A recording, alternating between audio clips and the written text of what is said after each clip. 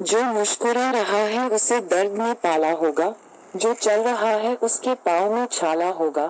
बिना संघर्ष के इंसान चमक नहीं सकता, जो जलेगा उसी दिए में उजाला होगा। संघर्ष, क्यों बचे संघर्ष से? संघर्ष ही तो जीवन की आत्मा है। जितना कठिन संघर्ष होगा उतनी ही शानदार जीत होगी। एक बार एक किसान भगवान से बहुत ही नाराज हो गया। किसान बहुत मेहनती था, बहुत मेहनत से वह खेतों में अनाज उगाता, उसकी देखभाल करता, पर अक्सर उसकी फसल खराब हो जाती। कभी सूखा पड़ जाता, कभी बाढ़ आ जाती, कभी तेज धूप, कभी आंधी, कोई न कोई कारण बन ही जाता कि उसकी फसल खराब हो जाती। एक दिन वह किसान गुस्से में आसमान की ओर देखकर भगवान से कहा, हे ईश्वर, आपको लोग सर्वज्ञाता मानते हैं कि आप सब जानते हैं, कहते हैं कि आपके इच्छा के बिना एक भी पत्ता नहीं हिलता, पर मुझे तो लगता है कि आप छोटी सी छोटी बात भी नहीं जानते। आपको तो ये भी नहीं पता कि खेती बाड़ी कैसे करते हैं। अगर आप जानते होते तो हर समय जो बाढ़, आंधी और तूफान आते हैं वो कभी नहीं आते। आप नहीं जानते कि कितना नुकसान उठाना पड़ता है हम किसानों को। यदि आप मेरे हाथ में ये शक्ति दे दे कि जैसा मैं चाहूँ वैसा मैं मौश कर दूं, फिर आप देखना मैं अन्न के भंडार लगा दूंगा। भगवान इस किसान के तीखे वाक्य सुनकर मुस्कुरा रहे थे और वह किसान के सामने प्रकट होकर बोले, मैं आज से तुझे ये शक्ति देता हूँ कि तुम अपने खेतों पर तुम्हारी जैसी इच्छा ही तुम वैसा मौश कर दोगे। मैं बिल्कुल भी दखल नहीं दूंगा, तुम्हारी इच्छा से सब कुछ होगा। किसान बहुत खुश हो गया। किसान ने गेहूं की फसल अपने खेतों में बोई।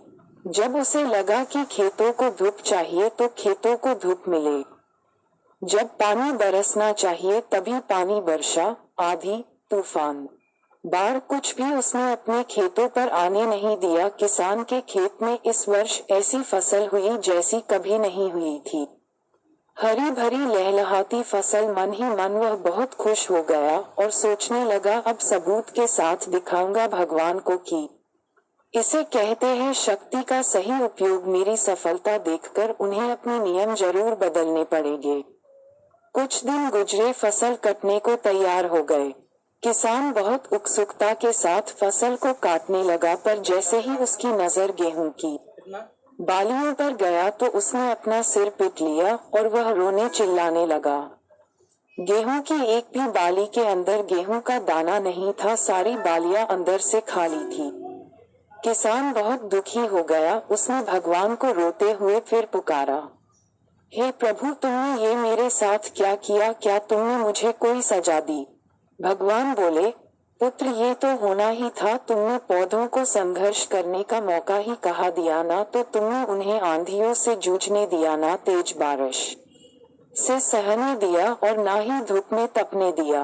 एक भी चुनौती का सामना तुमने उन्हें नहीं करने दिया, इसीलिए सारे पौधे अंदर से खोखले रह गए। जब आंधी, तूफान, तेज बारिश और धूप पड़ती है तभी ये पौधा अपने अस्तित्व को बचाने के लिए संघर्ष करते हैं, और इसी संघर्ष से एक बल पैदा होता है जिसमें शक्ति होती है, ऊर्जा होती है, और यही ऊर्जा पूर्ति तेरे गेहूं के दानों की तरह जो नहीं फूटी। तूने उन्हें कठिन परिस्थितियों से गुजरने ही नहीं दिया जहां उनके अस्तित्व का जन्म होता। सारे बालियां इसीलिए खाली है, इसमें एक भी गेहूं का दाना इसलिए नहीं है क्योंकि तुमने अपने पौधों को संघर्ष कराया ही नहीं। याद रखिए, स्वर्ण में सवर्णीय आभा तभी आती है जब वह आग में तपने, गलने और हथौड़े से पीटने जैसे संघर्षों से गुजरता है। कोयले का टुकड़ा हीरा तभी बनता है जब वह उच्च दाब और उच्च ताप की मुश्किल परिस्थितियों से गुजरता है। इसी तरह यदि हमारी जिंदगी में कोई संघर्ष ही ना हो, कोई चुनौती ही ना हो, तो हम भी गेहूं की बालियों की तरह खोखले रह जाएंगे, कोई अस्तित्व नहीं होगा हमारा।